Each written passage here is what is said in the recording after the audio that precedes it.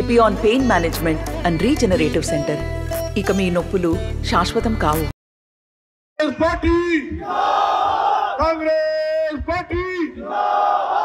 ఈరోజు మేడే ప్రపంచ కార్మిక దినోత్సవం.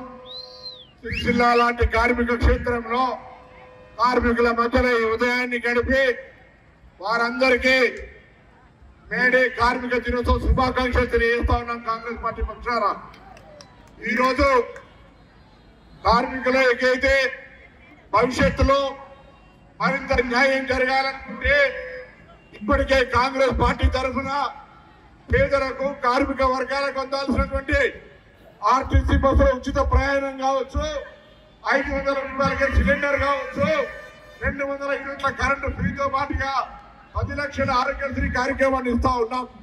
భవిష్యత్తులో కాంగ్రెస్ పార్టీ అధికారంలోకి రాగానే కేంద్రం నుంచి ఈరోజు మరి కార్మికులకు సంబంధించినటువంటి ఇన్ని కార్యక్రమాలు జరుపుతూ ఇంకా కూడా రూపాయల పెన్షన్, దాంతో పాటుగా గత 10 సంవత్సరాలుగా స్వయంగా ముఖ్యమంత్రి కొరకు ఇక్కడ ప్రాతినిధ్యం వహించిన నూతనంగా అర్హత కలిగినటువంటి చాలా మందికి పెన్షన్ రాలేదు.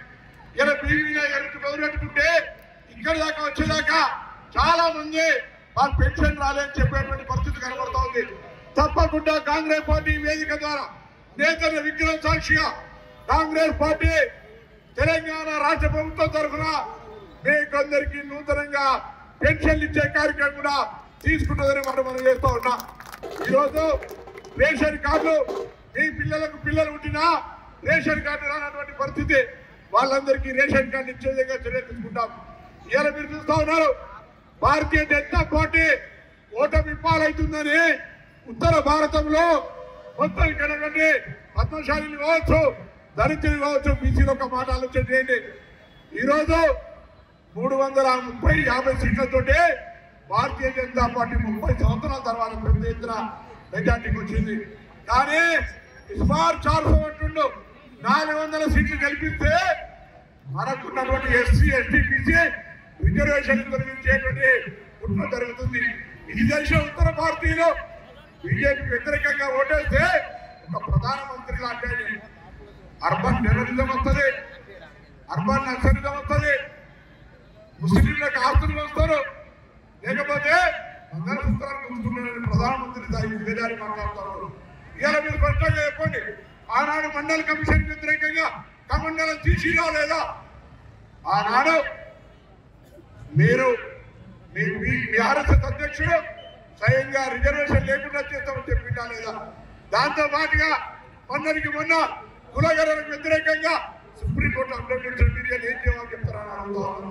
అందుకే దయచేసి కాంగ్రెస్ పార్టీని గెలిపించండి. భవిష్యత్తులో అన్ని రకాల కార్యక్రమాలను కాంగ్రెస్ పార్టీ చేస్తుంది. ఈరోజు మీకు ఇచ్చిన హామీలన్నీ అమలవుతా ఉన్నాయి, అమలు కావాలి. ఇంకా మిగిలినవి కూడా అంటే దున్నపోతు కట్టేసి మర్యాద పాల్గొంటున్నారు. మీరు బీజేపీకి బీఆర్ఎస్ ఓటు అయితే వేస్ట్ అవుతుంది. కాంగ్రెస్ మిగిలిన ఎమ్మెల్యేలు మంత్రులు ఉన్నాం, ముఖ్యమంత్రి రేవంత్ రెడ్డి గారు ఉన్నారు. ఈ ప్రభుత్వానికి పార్లమెంట్ సభ్యుడిగా రాజేంద్ర గారిని కల్పిస్తే మాకు మరింత బలాన్ని ఇచ్చే అవకాశం ఉండదు. దయచేసి ప్రధానమంత్రి చెండు ఆర్ఆర్ ట్యాక్స్ అంటుండు. ఆర్ఆర్ ట్యాక్స్ అంటుడు ఏ పేరు మీద ఈ భారతదేశ ఆస్తిని ఆదాని అంబానీ పేరు మీద దేశ సంపదను దోచుకుంటున్నటువంటి AA ఈ హక్కులు మొత్తం దేశ సంపదను దోచుకుంటలేవా? ఇలా భారత ప్రధానమంత్రి స్థాయికి తగ్గట్టు మాట్లాడుతూ ఉన్నాడా? ఈరోజు కాళేశ్వరం ప్రాజెక్టు మీద ఎందుకు చర్యలు తీసుకోలే? 10 సంవత్సరాలు మీరే అధికారంలో ఉన్నాయి. ఈ విధంగా అనేక అంశాలు ఉన్నాయి.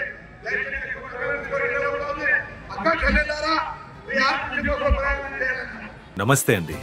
ఇది వ్యాపారం గురించి కాదు, ఓటు గురించి. ఎన్నికల్లో ఓటు వేయడం మన హక్కు మాత్రమే కాదు, కర్తవ్యం. ఎంతో మంది మహా నేతలు శ్రమించి ప్రాణత్యాగం చేసి ఈ అవకాశాన్ని మనకిప్పించారు. అందరూ ఓటు వేద్దాం. ఎందుకంటే ఓటు హక్కు ఊరికే రాదు. నా ఓటు ఎవరికో తెలుసా?